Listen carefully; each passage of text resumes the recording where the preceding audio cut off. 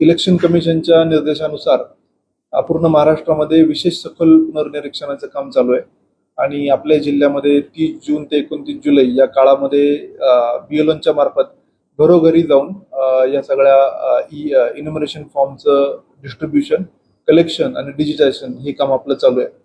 या निमित्ताने माझं सर्व पत्रकार मित्रांना, राजकीय पक्षांना, कारण त्यांच्याकडून BLAची नियुक्ती होत असते आणि त्यासोबत नागरिकांना आव्हान आहे की या काळामध्ये आपण BLOना सहकार्य करा, कारण ते घरोघरी येऊन आपल्या सगळी जी माहिती त्यांना आवश्यक ती देणं, फॉर्म भरून घेणं हे फार महत्त्वाचं राष्ट्रीय कार्य आहे।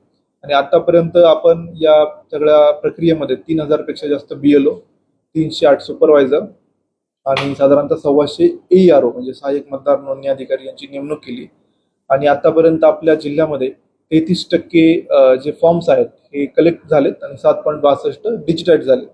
आता याच्यामध्ये आपल्याकडे 86% मतदार आतापर्यंत मॅप झालेले आहेत, परंतु काही ठिकाणी अनोमलीज आहेत। अनोमलीज म्हणजे नावामध्ये 2002च्या यादीमध्ये आणि आत्ताच्या यादीमध्ये काही किरकोळ नावात फरक असेल किंवा वयामध्ये काही लॉजिकल एरर आली असेल तर त्या सिस्टीम अशा अनोमलीज आपल्याला दाखवते आणि आपले BLO आता जाऊन त्या अनोमली दूर पण करतात आणि त्यासोबत फॉर्मही भरून घेत आहेत।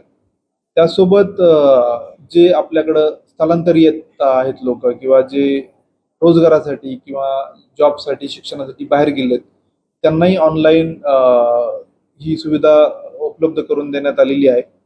त्यासाठी आम्ही एक वेगळा व्हिडिओ बनवतोय, परंतु या निमित्ताने सर्व माझं नागरिकांना आव्हान आहे की आपण लवकरात लवकर ही सगळी प्रक्रिया पूर्ण होईल या पद्धतीने आमच्या ज्या BLOना सूचना आहेत तर आपण सहकार्य करावं, कारण BLOंसोबत ही एक्झरसाइज फार मोठी असल्यामुळं त्यांना सहाय्यक पण आपण दिलेले आहेत। कोतवाल आहे, पोलीस पाटील, अंगणवाडी सेविका, आशा, ग्रामसेवक, तलाठी हे पण सगळे या प्रक्रियेमध्ये इन्व्हॉल्व आहेत आणि मला खात्री आहे की नांदेड जिल्ह्यामध्ये विहित मर्यादेच्या आतच हे काम अत्यंत गुणवत्तापूर्ण पद्धतीने पूर्ण होईल।